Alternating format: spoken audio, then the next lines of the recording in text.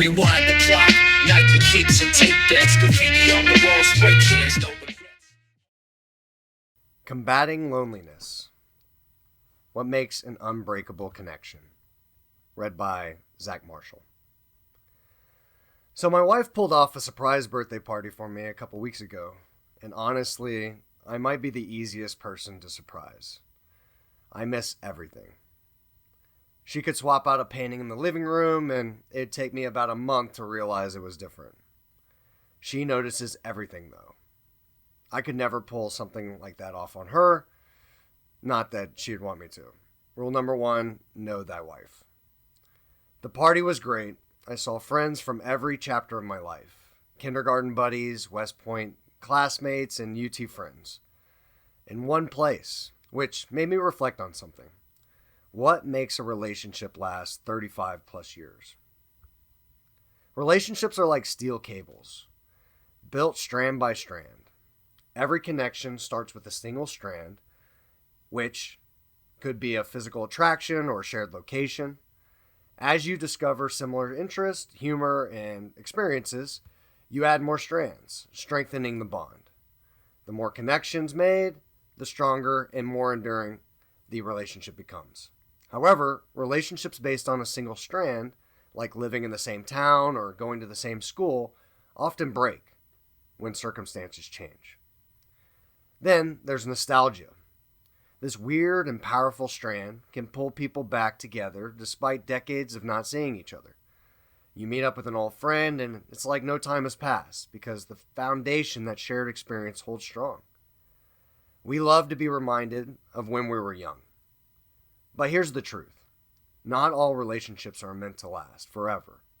Some drift, and that's okay. It doesn't make you a bad person, and it's just life. You evolve, and sometimes your connections don't. I recently read a Gallup poll that found that 1 in 4 people worldwide are very lonely, now called a loneliness epidemic. I would not be surprised if more people working remotely and spending more time in digital platforms than physical locations are initiating this mass loneliness. More than ever, seeking out real friendship, not just digital ones, is essential. It starts with getting out of the house, beginning new hobbies, and finding people with similar interests. Start with a single strand of cable, and those connections will build. Different types of friends. You've probably heard it before. You're the average of the 5 people you spend the most time with. It's more than a cliche. Surrounding yourself with the right mix of friends is essential. Think of it like diversifying your portfolio. Just like you shouldn't put all of your money in one stock, you shouldn't rely on one type of friend. You need a crew for different scenarios. Here's the breakdown of the types of friends you should seek out. The high agency friend. This is the person who grabs life by the proverbial horns. They don't sit around waiting for the world to give them a break. They create one. They don't moan about the system. They hack it. High agency people make things happen full stop. Got a problem? They solve it. Need someone to help you bury a body, figuratively? This is your call. The deep thinker. This one's got layers. While everyone else is wading in the shallow waters, the deep thinker is diving into the deep end. They make you question things. Why? Because they're not satisfied with easy answers or surface level thinking. They don't accept the world at face value. And being around them will challenge you to step up your intellectual game. The networker. This isn't me, but maybe it's you. The one who knows a guy for everything. Flat tire, they know a mechanic. Need a job? They've got 3 contacts on speed dial. These people got you invited to the invite-only event when you didn't even know it existed.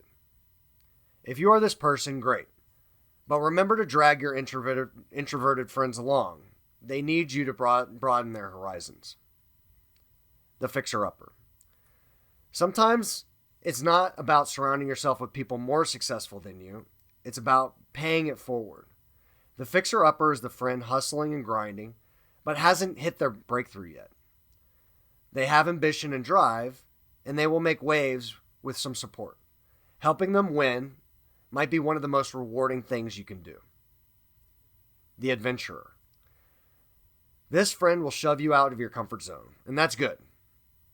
They've already planned a backpacking trip or a mountain biking ride, and you're not even thinking about it yet.